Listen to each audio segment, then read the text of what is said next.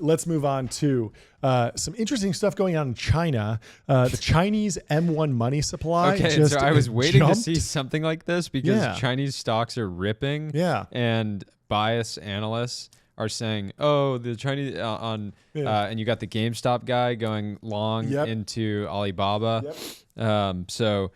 Apparently when you massively increase your money supply, equities rip.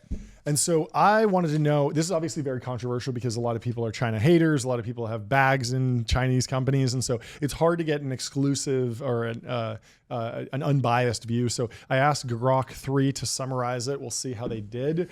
Here are 10 bullet points explaining what's going on in China. They boosted their money supply. They cut the reserves. They cut interest rates by 50 basis points, and they released $142 billion to stimulate lending and growth. The GDP growth has been pretty good, 5% last year.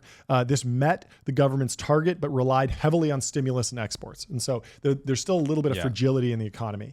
Now they have a property crisis going on. New housing starts fell 23% in 2024, with home prices down 30% since 2021. That's rough. Yeah. Like that is almost Great Recession level in the United States. A lot of people had $1 million homes. They sold them for $700K. Yeah, and people Not don't good. realize the Chinese stock market is not as accessible as it is in the U.S. The government has historically like a housing has been seen as the safe, best place to park dollars. And they're obsessed with savings over there. And it's interesting too because these houses, there's a culture in China where a home that's been lived in is not worth as much as a new home. And so people will buy a property and just have it sit empty, so they're not even earning yield. And so for it to not be a total waste, they're betting on it increasing in value. And now people have stopped moving into the cities broadly. So that there's actually an outflow in some regions. And that's just causing house prices to plummet, which is just creating all these other issues. And so the stock market is also down. They've lost $6 trillion over the last 3 years. Woof. Consumer spending remains low. Retail is sluggish. We've seen this in the Apple data, but we've seen it in all. If you look at Kering Group sales is down 30% in China. Do they own Hermes? Is that right? Or they own Gucci. Gucci, okay, yeah.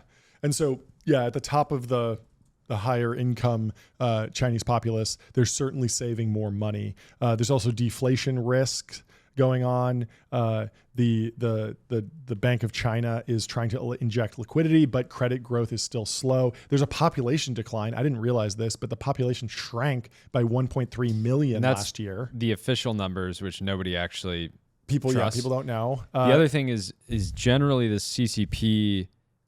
People can point and say the CCP has plenty of critics. The CCP has always been able to say, we're lifting people out of poverty. We're improving the average quality of life of our citizens. So shut up.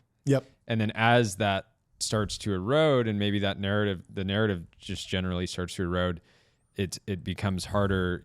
They're sort of as much as any sitting White House wants to make the economy great. CCP, in some ways, their power is built around the ability to continue to deliver. They have to. Economic growth is the opiate of the masses over there. And if you don't have economic growth as an opiate of the masses, you need a different opiate of the masses. Whether that's brain rot TikTok or drugs or whatever else, there will be a revolution unless there is something that appeases the populace and makes them think, I'm happy. I'm living a good life. And so, yes, you're right. There's a lot of mixed signals here. Official data highlights growth, but independent analyses emphasize structural issues like overcapacity and weak demand. And some forecasts now predict that China could grow, the growth could drop to 3% annually in the medium term. And then they're growing, in line with the US. Everyone was expecting 10% forever. They're going to destroy America, but it's unclear how much they can prop this up. The government is just considering a $1.4 trillion fiscal package over 5 years to prop up the economy. And so you can only do that for so long. What were you going to say? And so this is an article in Fortune in October 17th, 2024. Their Swiss watch exports fell off a cliff because the Chinese demand had dried up. So and it's not anytime, you could argue that like just looking at luxury goods demand is just a sign as they're not they're status oriented purchases. Yep. Those are some of the first to kind of stop when and they do have not as great. China does have a mechanical watch brand natively, but that's not what's killing Patek sales in China. It's actually lack of weakening surplus, or if you had 20 apartments somewhere and you thought you were doing great, and then they're all down 30%, and you still have, the thing about a home, if somebody purchases a house, puts down 20%, and then the value of it declines 30%, is terrible, spot to be in. Well, I thought that was a pretty good analysis by Grok. I like those facts. I like that it boiled it down that easily. That actually worked for the show. The thing with China and these Chinese companies like DeepSeek is there's no reason that you should trust the data. I think you should always be skeptical of somebody putting out data and saying this is 100% the truth, right? Because sometimes it's difficult to get the numbers right. But over and over and over, Chinese companies have lied.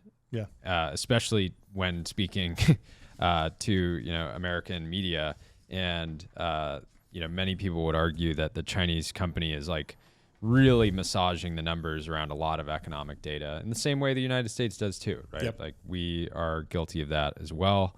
You see this in jobs reports where jobs, their employment is unemployment is down, but it's actually like a bunch of DoorDash workers or people dropping out of the labor force entirely, not even applying for jobs. And like not a good signal for your long-term health of your economy. Well, I like that. Gabby Goldberg is also liking Grok 3. She says Grok 3 is very, very good. Lots of people sharing this sentiment.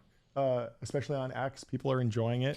I think what you hit on earlier in the show is that it's a very differentiated product. By almost having some memory of what you're interested in, right? And some idea of the ideas, the people, the companies, brands, et cetera, that are relevant to you, and the stories that are relevant to you. Like Claude, if you talk to Claude, it's not going to surface that you talked about F1 last week. Right. And also the easy entry points, like we'll go to this next post, but you can just click the XAI button and say, tell me more about this post. So I didn't do that exactly for this Chinese M1 money supply post, but I probably could have clicked this to start my interaction and said, hey, Grok, I want to go deeper here. Give me the data, pull it all together. And so, pretty good product and an interesting product. They're taking risks, which I think I like to see on the product side.